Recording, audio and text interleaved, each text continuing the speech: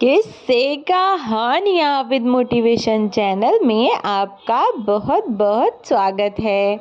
दोस्तों, शुरू करते हैं आज की कहानी। प्रेरणा जी का परिवार एक सुखी परिवार था। उनके पति की मौत बहुत समय पहले ही हो चुकी थी, पर बेटे के सामने वे अपने पति की मौत का सदमा दिमाग से निकाल ही चुकी थी। प्रेरणा जी ने अपने बेटे की शादी सविता से बहुत धूमधाम से की थी। शादी के बाद सभी जिम्मेदारी प्रेरणा जी ने अपनी बहू सविता को सौंप दी। प्रेरणा जी मन ही मन बहुत खुश थीं, पर सविता को अपनी सास फूटी आंख न सुहाती। धीरे धीरे समय बीता और सविता के 2 बच्चे हुए, बेटी रिया और बेटा सोनू। दोनों बच्चे अपनी दादी को बहुत प्यार करते थे। यूँ तो सविता प्रेरणा जी को बिल्कुल भी पसंद ना करती थी, पर अपने पति के सामने वह कभी भी अपनी सास के साथ बुरा व्यवहार न कर पाई थी। सब कुछ बहुत अच्छा चल रहा था। अब रिया और सोनू भी बड़े हो गए थे। सोनू अपना कॉलेज पूरा कर दूसरे शहर में नौकरी करने लगा और रिया भी कॉलेज जाने लगी थी। एक दिन प्रेरणा जी के बेटे प्रदीप का एक्सीडेंट हो गया और उस एक्सीडेंट में उसकी मौत हो गई। प्रेरणा जी पर तो जैसे पहाड़ टूट पड़ा। अब प्रेरणा जी दिन रात अपने बेटे की तस्वीर हाथ में लेकर बैठी रहती थी। उधर प्रदीप के मर जाने के बाद सविता को अपनी प्रेरणा जी के प्रति नफरत को निकालने का मौका मिल गया और वह प्रेरणा जी पर अत्याचार करने लगी।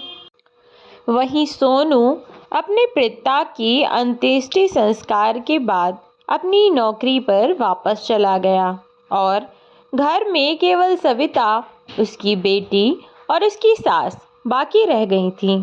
सोनू और रिया अपनी दादी से बहुत प्यार करते थे और सोनू कहते कहते थक गया था अपनी माँ से कि माँ, दादी का ध्यान रखना। सोनू के सामने तो उसकी माँ ने मुस्कुराकर हाँ में गर्दन हिला दी, लेकिन जैसे ही प्रेरणा जी का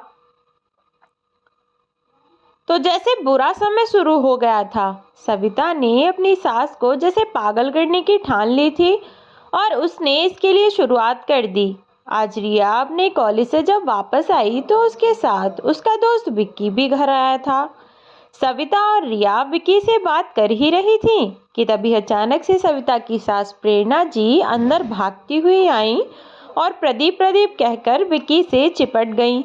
मेरा बेटा प्रदीप, तू कहाँ चला गया था बेटा? प्रेरणा जी पागलों की तरह विक्की से चिपटे जा रही थी।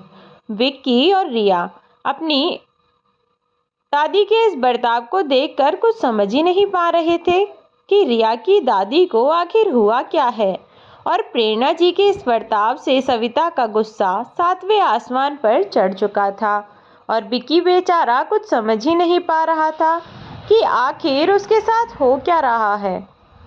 रिया ने विक्की से कहा कि विक्की तुम जाओ, हम तुमसे कल मिलते हैं। इधर सविता अपनी सास प्रेरणा जी को खींचकर कमरे में ले गई और उनको बेड पर धक्का देकर गिराती हुई बोली, पागल बुढ़िया, कितनी बार बोला है कि जब घर में कोई मेहमान आया करे तो बाहर आकर उनके सामने अपने पागलपन का दिखावा मत किया कर, लेकिन तुझे समझ कहाँ आती है। अरे तू क्यों सब लोगों के सामने हमारी बेइज्जती करवाने पर तुली है? लेकिन बहू, वो मेरा बेटा प्रदीप। अरे पागल बुढ़िया, तुझे कितनी बार कहूँ कि तेरा प्रदीप 1 साल पहले मर गया। वो तो मर गया और तुझे मेरे सर पर नाचने को छोड़ गया। अब तेरे पागलपन के साथ साथ तेरी याददाश्त भी जा रही है।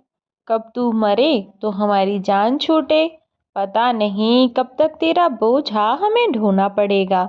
इतना कहते हुए सविता प्रेरणा जी को कमरे में बंद कर बाहर चली गई और प्रेरणा जी अपने बेटे प्रदीप को याद करते हुए रोने लगीं और बेचारी कब सो गईं उन्हें कुछ पता ही न चला। अगली सुबह सविता अपने फ़ोन में सीरियल देखने में बिजी थी। तभी रिया बोली, मम्मी, मैंने खाना बना दिया है और कपड़े भी धो दिए हैं। मैं कॉलेज जा रही हूँ, पहले ही बहुत लेट हो गया है। आप दादी को खाना खिला देंगी क्या? तब सविता ने रिया से झूठ बोलते हुए कहा कि हाँ हाँ मेरी प्यारी बच्ची, तुम जाओ, मैं तुम्हारी दादी को खाना खिला दूंगी। रिया कॉलेज चली गई। तब प्रेरणा जी बाहर आईं और सविता से बोली, बहू मुझे खाने के लिए कुछ दे दो, बहुत भूख लगी है। तभी सविता ने कहा, खाने को दे दूं? अभी तो तुम खाकर गई हो, कितना खाती हो? प्रेरणा जी ने कहा, पर बहू मैंने कब खाना खाया? सविता तेज आवाज में बोली, कब खाया? अब तुम्हें खाना खाकर भी याद नहीं रहता? अभी तो तुम खाना खाकर गई थी। और ये देखो झूठे बर्तन भी अभी यहीं रखे हैं। लेकिन बहू मैंने सुबह से कुछ भी नहीं खाया है, मुझे बहुत भूख लगी है, मुझे कुछ तो खाने को दे दो। प्रेरणा जी ने गिड़गिड़ाते हुए अपनी बहू से कहा, अरे नहीं है कुछ खाने को, सारा सामान खत्म हो गया। जबकि वास्तव में खाना सविता ने खाया था और झूठे बर्तन भी उसी के थे, जिनको दिखाकर वो प्रेरणा जी को यह जताना चाह रही थी कि सविता जी अक्सर चीज़ों को भूलने लगी हैं और उनका मानसिक संतुलन बिगड़ रहा है, वह ठीक नहीं है। सविता ने अपनी सास को मारने के लिए जैसे ही हाथ उठाया कि तभी उसकी पड़ोसन वहां आ गई। उसने आकर प्रेरणा जी को नमस्कार किया तो प्रेरणा जी ने उससे पूछा कि तुम कौन कौन हो तुम? मैंने तुम्हें पहचाना नहीं, मैं तुम्हें नहीं पहचानती। तब पड़ोसन बोली, अम्मा जी मैं हूँ आपकी पड़ोसन प्रतिभा, कैसी तबीयत है अब आपकी? मैं आपका हालचाल जानने आई थी। ओह अच्छा प्रतिभा, मैं अच्छी हूँ, प्रेरणा जी ने कहा। कि तभी बहू बोली कि सासू माँ चलो आपकी दवाई का समय हो गया है, और प्रेरणा जी को वहाँ से कमरे में ले गई। कुछ देर बाद सोनू का फोन आया और उसने सविता से पूछा कि माँ दादी की तबीयत कैसी है? दादी की तबीयत अच्छी है, सोनू ने कहा। अच्छा माँ जरा दादी से बात तो करवाना। तो सविता ने कहा कि अभी दादी सो रही है, बाद में बात करा दूंगी। अब तो यह सविता का रोज रोज का खेल बन गया था। वह अपनी सास के साथ अक्सर ही इस तरह का बर्ताव किया करती, और जब उसके बच्चे उससे अपनी दादी का ध्यान रखने को कहते तो उनसे बड़े प्यार से कह दिया करती, हाँ हाँ बेटा, मैं तुम्हारी दादी माँ का पूरा ध्यान रखती हूँ, तुम निश्चिंत रहो। अच्छी बात यह थी कि रिया और सोनू दोनों ही अपनी दादी को बहुत प्यार करते थे, और इसी कारण सविता खुलकर अपनी सास के प्रति नफरत जाहिर नहीं कर पा रही थी। लेकिन आज वह इसलिए आजाद थी कि बेटा शहर से बाहर नौकरी करता था और बेटी वह भी अपनी पढ़ाई लिखाई के चलते अक्सर ही व्यस्त रहती थी। फिर भी दोनों बच्चे अपनी दादी का पूरा ध्यान रखते, और सोनू भी दूसरे शहर में रहकर भी अपनी माँ से जब भी बात करता तभी अपनी दादी का हालचाल जान लिया करता था। पर सविता अपने बेटे से भी झूठ बोलती थी। अब भी तो बिल्कुल यही हो रहा था। उसकी दादी की तबीयत इतनी भी सही नहीं थी जितना सही सविता ने सोनू को बताया था। सोनू भी फोन पर यह सुनकर ही शांत था कि चलो दादी ठीक तो है। दिन प्रतिदिन सविता की सास प्रेरणा जी की तबीयत कुछ ज़्यादा ही बिगड़ती जा रही थी। बात बात पर असामान्य सा बर्ताव करना, चीज़ों को रखकर भूल जाना, अब तो यह सब कुछ बहुत आम बात हो गई थी। और प्रेरणा जी का चीज़ों को यूँ भूलना या उनका असामान्य बर्ताव करना उम्र का कोई तकाजा या फिर बेटे की मौत का सदमा नहीं था, बल्कि सविता अपनी सास से पहले से जो नफरत करती थी, उस नफरत का जहर इस तरह उसके मन में घुल गया था कि सविता सही और गलत सब कुछ भूलकर अपनी सास को पागल करने पर उतारू हो गई थी। और इसका नतीजा ये हुआ कि सविता ने एक झोला छाप डॉक्टर से मिलकर प्रेरणा जी को पागल करने के लिए, उनके दिमागी संतुलन को बिगाड़ने के लिए उन्हें उल्टी सीधी दवाइयाँ दिलवाना और कुछ इंजेक्शन्स को लगवाना शुरू कर दिया था, जिसका असर धीरे धीरे हो रहा था। सविता मन ही मन बहुत खुश थी क्योंकि वह अपनी चाल में कामयाब जो हो रही थी। शुरू से जिस व्यक्ति को वह अपना दुश्मन मानती आ रही थी, अब वह व्यक्ति उसको उसके जैसे मन का चाहता था वैसे तड़पा सकती थी। कभी भूखा छोड़ देती तो कभी उन पर हाथ उठा देती। और जब भी घर में कोई नहीं होता तो घर के सारे काम जैसे झाड़ू लगवाना, कपड़े धुलवाना या बाहर सड़क की सफाई जैसे सभी काम वह अपनी सास से ही करवाया करती थी। यूँ तो घर के अधिकतर काम रिया कॉलेज जाने से पहले ही निपटा जाया करती थी और अपनी दादी के सभी काम तो वही किया करती थी। लेकिन फिर भी जब कभी उसे देर होती तो वह कहकर जाती थी कि माँ, अगर आपका मन ना करे तो आप दादी का कोई काम मत करना, बस घर का बचा कुछ थोड़ा सा काम है वही कर लेना।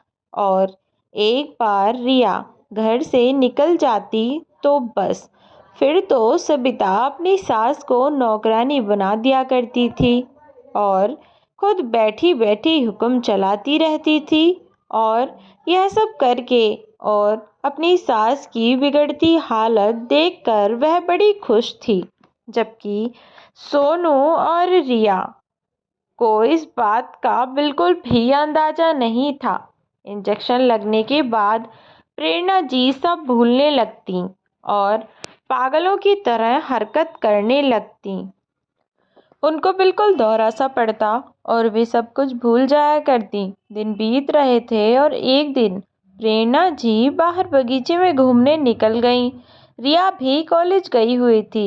सविता ने जब प्रेरणा जी को कमरे में देखा तो वो वहाँ नहीं थी। सारी जगह ढूंढने के बाद सविता को जब प्रेरणा जी पार्क में दिखी तो उसका गुस्सा जैसे सातवें आसमान पर पहुंच गया। अब तो प्रेरणा जी का हाथ पकड़कर खींचते हुए सविता उन्हें घर में ले गई और ले जाकर ऐसा धक्का दिया कि प्रेरणा जी का सिर दीवार से जा टकराया और वह बेहोश हो गईं। जब उन्हें होश आया तो वे अपने कमरे में बंद थीं। उनका गला सूख रहा था और कमरे में पीने के लिए पानी भी नहीं था कि तभी उनके कमरे का दरवाज़ा खुला। सामने सविता खड़ी हुई थी। बहू, मुझे बहुत प्यास लगी है, प्रेरणा जी ने सविता से कहा। तो सविता बोले, अच्छा तो तुझे प्यास लगी है, पानी पीने के लिए चाहिए, पानी पिएगी? रुक जरा, अभी तुझे पानी पिलाती हूँ। इतना कहकर सविता बाहर गई और गर्म खौलता हुआ पानी लाकर प्रेरणा जी के मुंह में डालने की कोशिश करने लगी कि तभी अचानक सविता को घर में किसी के घुसने की आवाज़ आई। तो वह रुक गई कि तभी रिया अपनी दादी के कमरे में आई और बोली, क्या हुआ दादी, इतना परेशान क्यों हो? प्रेरणा जी कुछ कहती कि उससे पहले सविता बोल उठी, कुछ नहीं बेटा, देखना तेरी दादी को डॉक्टर के यहाँ जाने को मना कर रही है। अगर डॉक्टर के पास नहीं जाएगी तो ठीक कैसे हो पाए? प्रिया अपनी दादी को प्यार से समझाती हुई बोली, दादी, डॉक्टर के पास तो जाना ही पड़ेगा ना। अगर आप डॉक्टर के पास नहीं जाओगे तो ठीक कैसे होगे आप? चलो, मैं आपको डॉक्टर के पास ले चलती हूँ, रिया ने कहा। तो सविता ने घबराते हुए बात को पलटते हुए कहा, नहीं बेटा, तुम कहाँ जा रही हो? कहीं जा रही थी ना? चली जाओ, दादी को डॉक्टर के पास मैं ले जाऊंगी। रिया ने फिर कहा, नहीं माँ, पापा के जाने के बाद सारी जिम्मेदारियाँ आपने संभाली हैं, अकेले क्या क्या संभालेंगी, मैं चलती हूँ। सविता ने कहा, मैं चली जाऊंगी बेटा, तुम अपना काम करो। सविता प्रेरणा जी को लेकर डॉक्टर के पास गई और पागलपन बढ़ने का इंजेक्शन लगवाकर उन्हें वापस ले आई।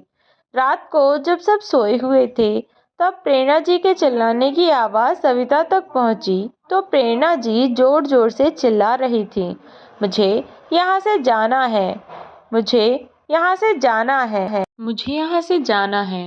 उनकी आवाज़ सुनकर सविता गुस्से से बेकाबू हो गई और आकर उसने अपनी सास के हाथ पैर बांध दिए। बुढ़िया, क्या ड्रामा है तेरा, रात को चैन से सोने भी नहीं देती। अरे, अगर इतनी तकलीफ हो रही है तो मर क्यों नहीं जाती? अगले दिन प्रदीप की बरसी थी। प्रदीप की बहन भी आई हुई थी।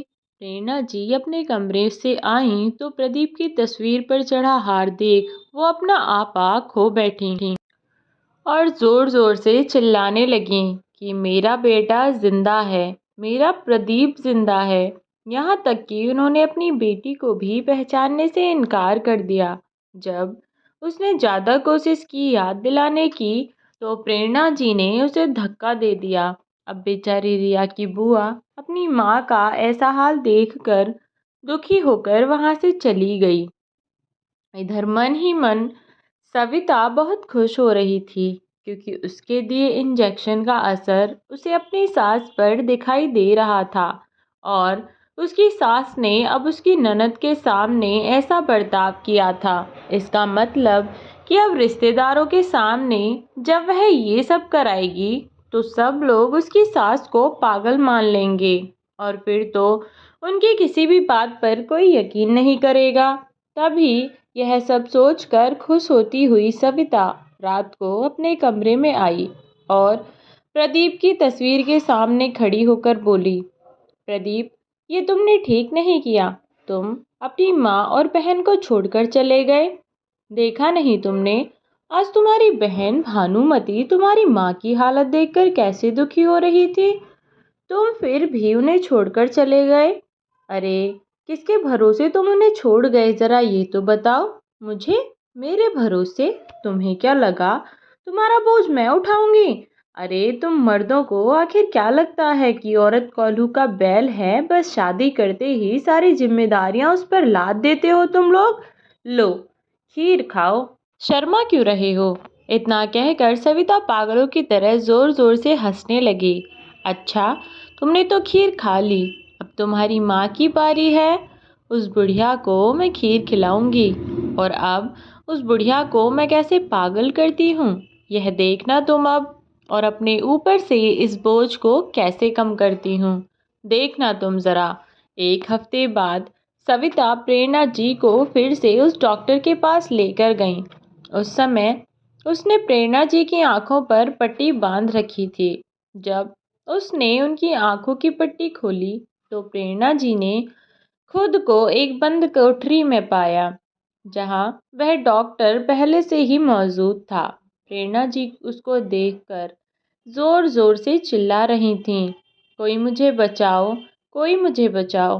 तब हंसती हुई सविता बोली, बुढ़िया, तेरे अंदर एक सन की सास का भूत है, मैं तो बस उस भूत को निकालना चाहती हूँ। प्रेरणा जी के चिल्लाने के बाद भी सविता और उस डॉक्टर के सामने उनकी एक ना चली और उस डॉक्टर ने उनको एक और पागलपन बढ़ने का इंजेक्शन दे दिया और प्रेरणा जी उस इंजेक्शन के लगने के बाद बेहोश हो गईं। जब उनकी आंख खुली तो वे अकेली उस बंद कोठरी में थीं जहां पर उनके अलावा कोई और नहीं था। प्रेरणा जी को थोड़े चक्कर भी आ रहे थे। अंधेरा देख वो घबरा कर चिल्लाने लगीं कि कोई है यहाँ, मुझे बाहर निकालो मुझे यहाँ से। मैं कौन सी जगह आ गई कि तभी कमरे का दरवाज़ा खुला और सविता दरवाजे पर खड़ी हुई थी। इंजेक्शन के असर के कारण प्रेरणा जी सविता को पहचान न सकीं और उसे बोली कि कौन हो आप, मैं कहाँ हूँ। तब सविता हंसते हुए बोली, यमराज हूँ मैं बुढ़िया, तू नरक में है, नरक में। प्रेरणा जी घबरा गईं। नहीं, मैं मरी नहीं हूँ, मैं तो जिंदा हूँ, यमराज मुझ पर दया करो। यह कहते कहते वे चीख चीख कर रोने लगी। जैसे ही सविता ने प्रेरणा जी को मारने के लिए हाथ बढ़ाया, प्रेरणा जी ने सविता के हाथ को काट लिया और वे वहां से भाग गईं। जब प्रेरणा जी वहां से भाग रही थीं, तो भागते भागते वे वहां से निकलकर सड़क पर आईं और उनकी टक्कर एक बाइक से हो गई और वे सड़क पर गिर गईं। जब वे सड़क पर गिरी तो बाइक वाले लड़के ने उतरकर देखा कि आखिर उसकी बाइक के सामने कौन बूढ़ी औरत आ गिरी है, और जब उसने देखा तो उसकी आंखें फटी रह गईं क्योंकि ये बूढ़ी औरत कोई और नहीं, उसकी दोस्त रिया की दादी थी जिनसे वह कुछ दिन पहले ही रिया के घर मिला था। लेकिन ये यहाँ सड़क पर कैसे आ गईं? विक्की सोचे जा रहा था। और वो लड़का भी रिया का बेस्ट फ्रेंड विक्की था। विक्की ने रिया को फ़ोन लगाया और दोनों उसकी दादी को डॉक्टर के पास ले गए। इधर सविता प्रेरणा जी को ढूंढते ढूंढते बहुत परेशान हो गई थी। खैर, शाम हुई तो जब सविता ने गेट खोला तो सामने रिया के साथ अपनी सास को देखकर सविता के पैरों के नीचे से जमीन खिसक गई। घबराती हुई सविता बोली, रिया बेटा, तुम्हारी दादी तुम्हें कहाँ मिली? वो माँ दादी विकी को सड़क पर गिरी हुई मिली थी। मुझे विकी का फ़ोन आया था तो हम दादी को लेने हॉस्पिटल लेकर गए थे। पर माँ, दादी आखिर वहाँ पहुँची कैसे? सविता ने बात को घुमाते हुए कहा, मैं भी ढूंढ रही थी हॉस्पिटल से। तेरी दादी का पता ही नहीं चला कहाँ चली गई थी। अभी प्रेरणा जी कुछ कुछ होश में थी तो बड़बड़ाती हुई जा रही थी कि नहीं, मुझे हॉस्पिटल नहीं जाना, मुझे इंजेक्शन नहीं लगवाना, कोई तो मुझे बचा लो। रिया समझ ही नहीं पा रही थी कि इसकी दादी ऐसे क्यों बोल रही है। अगले दिन सुबह को रिया ने अपनी माँ से कहा कि माँ, हम विकी से शादी करना चाहते हैं। सविता ने रिया से तो हंसकर हाँ कर दी, पर विकी को लालची और पता नहीं क्या क्या कहकर उल्टे सीधे मैसेज रिया के फ़ोन से कर दिए।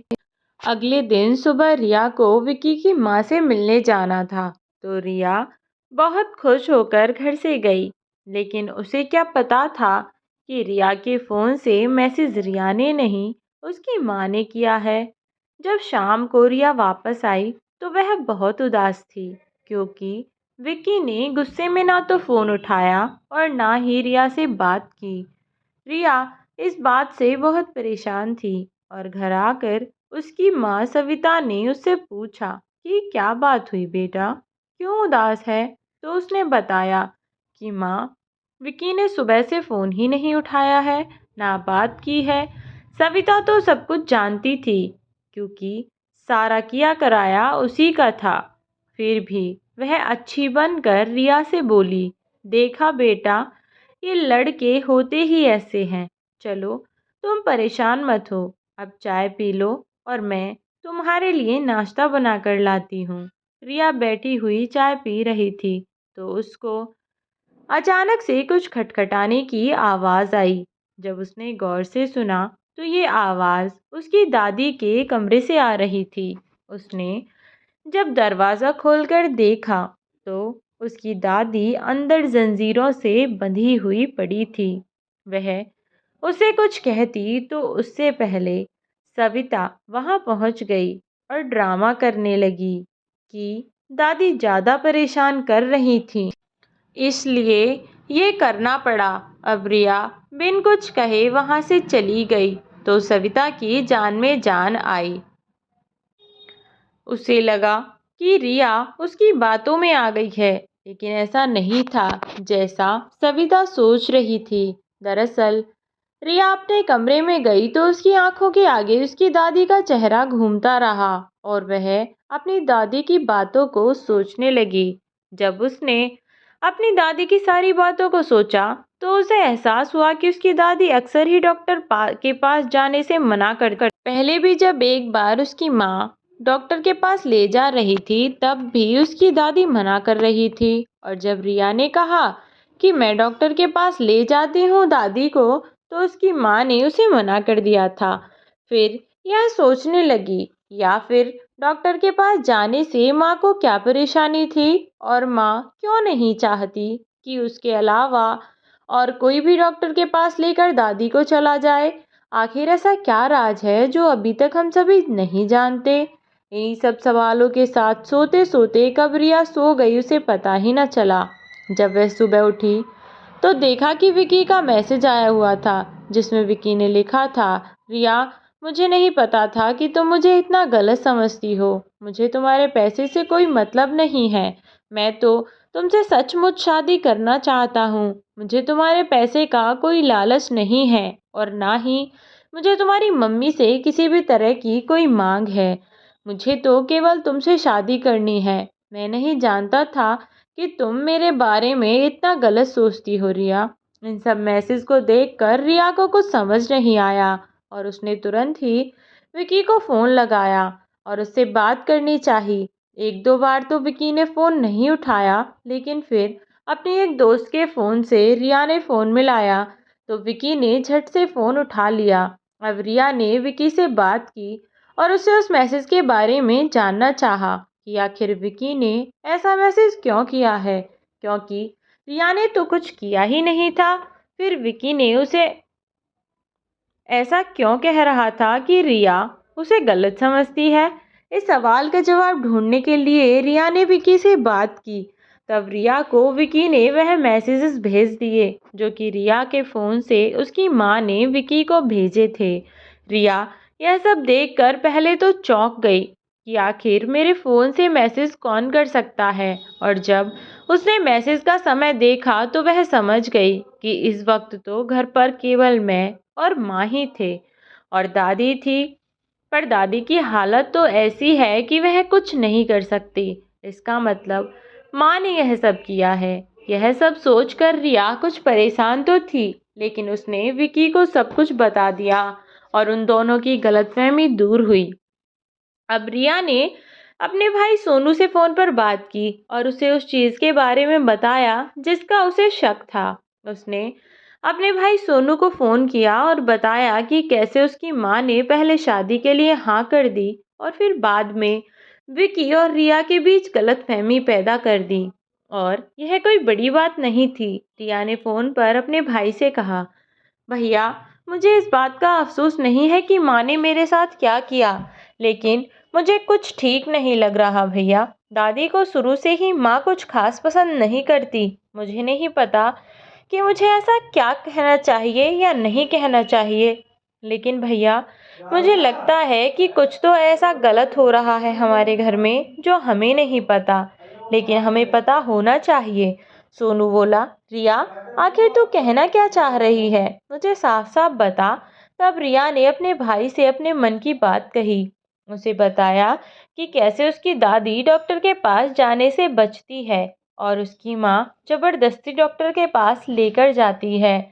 आज तक हमने कभी उसे डॉक्टर को देखा भी नहीं भैया, और वह जाने कौन सी दवाइयाँ देता है। दादी जब बेहोशी की हालत में थी तब भी वह बड़बड़ा रही थी कि मुझे बचा लो, मुझे यह नशीले इंजेक्शन नहीं चाहिए, यह डॉक्टर मुझे पागल कर देगा। मुझे कुछ ठीक नहीं लगा भैया।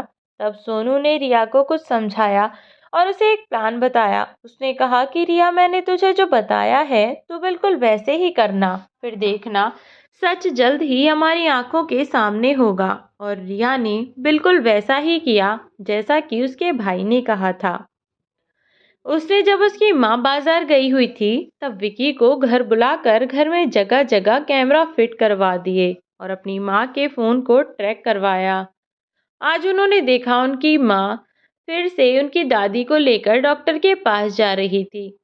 सविता आगे आगे अपनी सास को लेकर चल रही थी और पीछे पीछे रिया और विकी अपनी माँ का पीछा कर रहे थे। सविता जैसे ही डॉक्टर के पास पहुंची और डॉक्टर इंजेक्शन लगाने लगा, वैसे ही विकी और रिया पुलिस को लेकर वहां पहुंच गए और अपनी माँ को रंगे हाथों पकड़वा दिया।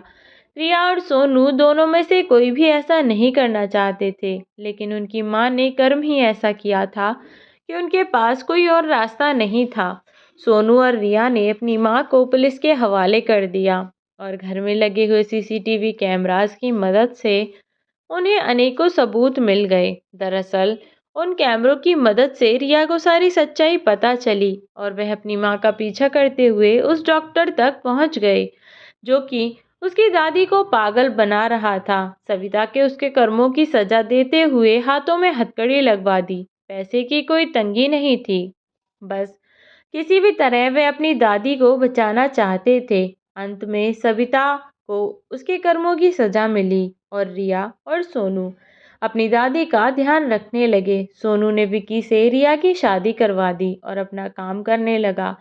सविता ने अपने बच्चों से बहुत मिन्नतें की तो अपना केस वापस लेकर बच्चों ने उसे जेल से बाहर निकाल दिया, लेकिन अपने साथ घर में भी नहीं रखा। उन्होंने उसे वृद्धाश्रम में छोड़ दिया, जिससे वह पुलिस की सजा से तो बच गई, लेकिन उसके बच्चों ने उसके बुरे कर्मों की ऐसी सजा दी जिसे वह जीवन भर भुगतती रहेगी।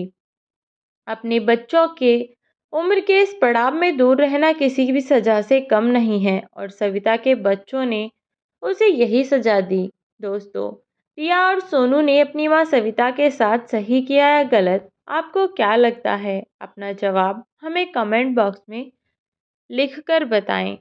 मिलती हूँ ऐसी नई कहानी में, तब तक के लिए बाय बाय।